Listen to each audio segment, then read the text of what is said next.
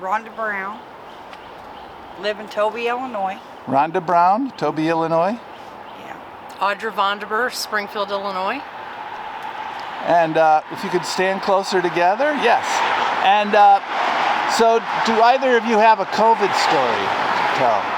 I lost a brother-in-law and sister-in-law in December. She passed away on the 8th, and he passed away on the 13th of December of this year. And how hard how did they get it? Did they get it? They do you know? went like on vacation down in Florida. Then they started getting sick around Thanksgiving. And so did the family have did they have a funeral for them, or? They had a Virtual service for both of them. And was it hard on it was your sister? My sister-in-law, my husband's sister. And was it hard on them because, were they in the hospital? They couldn't go to see them, or? Yeah, they was in the hospital. And what happened? They got put on ventilators, and they didn't make it. Well, and your brother-in-law did get wheeled. Tell him that, about the brother-in-law got to see. Yeah. My brother-in-law did get to see his mother, and she did tell him bye. She knew she was going. But other than that, they didn't get to see her for a long time until just before she passed away. That is a particularly cruel thing about this disease, is that we can't say goodbye to each other, or many of us don't. Yeah. And we're alone at the end. Mm-hmm. But I thank the Lord she wasn't. And have you guys been tested or had vaccines? I've been tested a couple times, because the first time I went and got tested, they lost the test, so then I had to go get retested because I was around somebody that had it. Yeah, I have not been tested. I've been very fortunate this year. I have had my first shot, and I'm due for my second one on March 12th. Got the Pfizer shot with the National Guard out here at the fairgrounds, and luckily I had no side effects. So we'll see what the second shot brings. But now, have you had friends or family affected by it? Fortunately, no.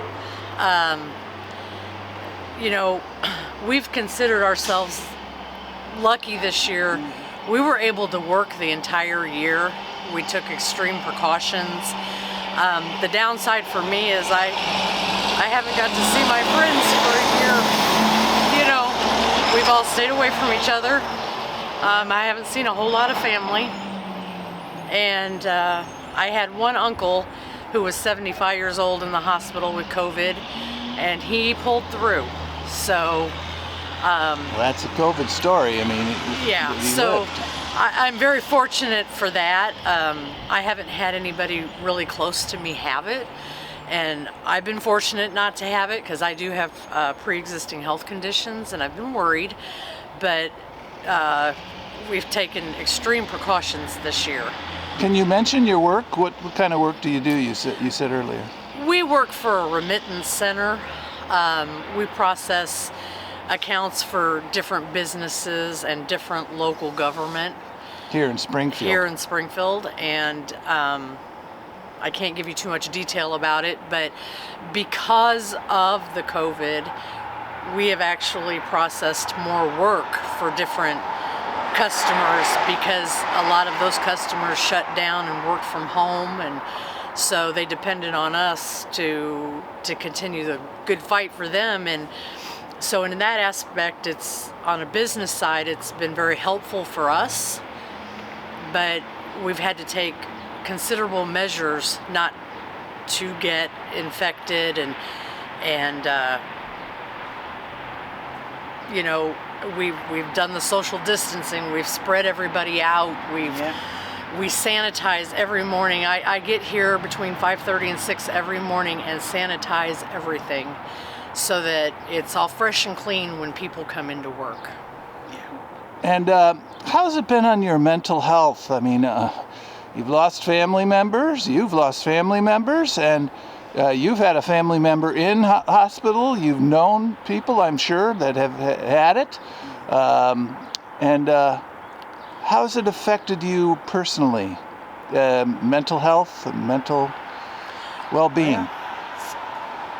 Kind of scary, you know. It just hit close to home.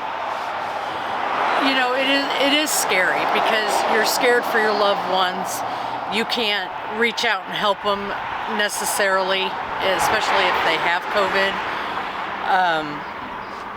You know, mentally it's tiring because it wears on you, because there's this constant worry for your family, for your friends, and then the social aspect of it is draining, because like Rhonda for a long time couldn't see her grandbabies, you know, for like 3 months. And when you can't be around the people you love, it is taxing on you, especially, you know, Rhonda and I are of an age where we're older, you know, and we depend on a lot of social get-togethers, and you know, so a lot of it's been by text and FaceTime, and you know, trying to keep up a relationship with people through that way. I would imagine that's heartbreaking sometimes. Yeah. Oh, it is, because I know there's been times that I come into work and Rhonda's upset because she hasn't gotten to see her grandchildren. Yeah. You know, that's every grandparent's dream, is to spend as much time. Yeah, we got to FaceTime a lot, but that's not like being with them, hugging them and everything. So, but and has there been any positives of the year? Have you developed a new hobby? Are you reading more? Are you appreciating anything more? Well, I appreciate work. and it's because we have been able to work and we've been busy. That has kept my mind off a lot of things.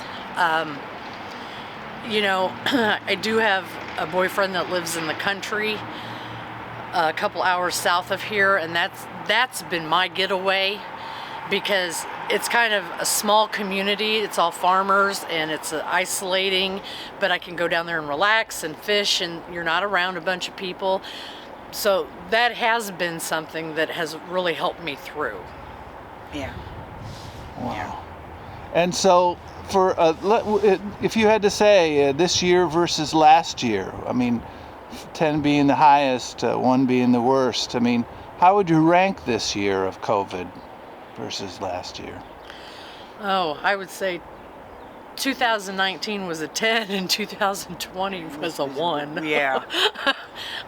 Really. Yeah, it was a difference. devastating. It's devastating. Yeah. Especially, you know, like when you lose family members like Rhonda did, or you know so many people that, you know, are just down with it and you're not sure if they're going to make it.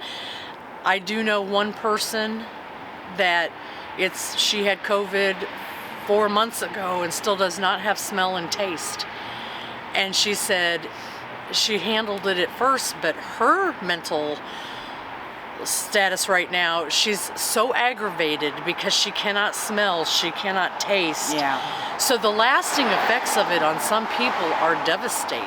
Yeah. And they said that they don't know if she'll ever get that back. So I would say this year pretty much was at the bottom of the barrel for a lot of people. Yes. Yeah. And when I think when a lot of people are in stress, they have a hard time seeing the future. If times are black, the future looks black. Well, you how don't do you know look? if How do you look? you don't know if there's a future. Yeah. I mean, I think our future is uncertain now because it's never going to be like the past again. No, it's going to be totally different. You know, they talk about the new normal. It doesn't feel normal to us, but I don't ever see it going back the way it was. I think that it's going to stifle everybody into I don't want to say that time's stopping, but it almost feels, you almost feel hopeless that the progression is stopping. Yeah. If that makes any sense. Any final thoughts on your year? Anything you'd like to say looking back on the year? I pray to God that we're all still here. You were telling me that that there's a homeless side to the COVID story. Yeah, there is, and it's a sad one. We do have quite a population here that is homeless, and there was a tent city the other side of downtown for a while where for COVID reasons, people lost their jobs. They had nowhere to go. They took up an empty parking lot and made a tent city over there, and we did have quite a community spirit of people dropping off things like clothes and food and even sanitizing, soaps and different things to help these people because they had nowhere to go. And I know the Salvation Army here did open a warming center, and the community worked on getting these people placed somewhere, and they did. The tent city is gone now. I'm not exactly sure where everybody went, but the homeless population is affected. A lot of them don't have masks.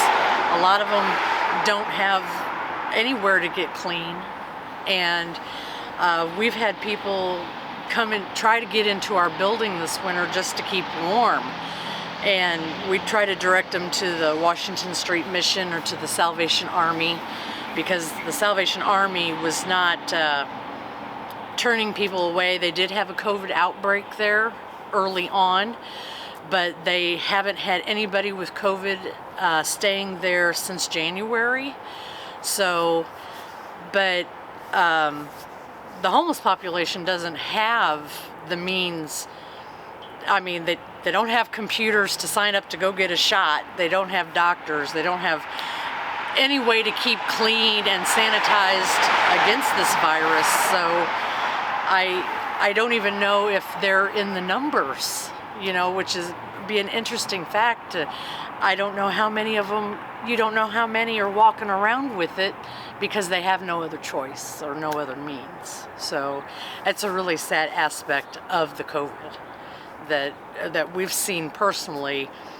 We might stand out here and smoke a cigarette, but then, you see a poor guy walking by carrying a sleeping bag just to keep warm. So I'm sure that, I would hope that there would be means to help those people try to stay clean, try to keep fed, and try to get vaccinated since they're out on the road. I'm like Rhonda. I pray to God that we can get past this. I'm hoping the vaccines work, and that people we don't have as many deaths from this, and I'm hoping that we can at least, if we can't get past COVID, that we are able to live with it and stay healthy. Yes. If that makes sense. Yeah. Just keep doing what we're doing. Yeah. Thank you, ladies. It's March 5th, Springfield, Illinois, 2021.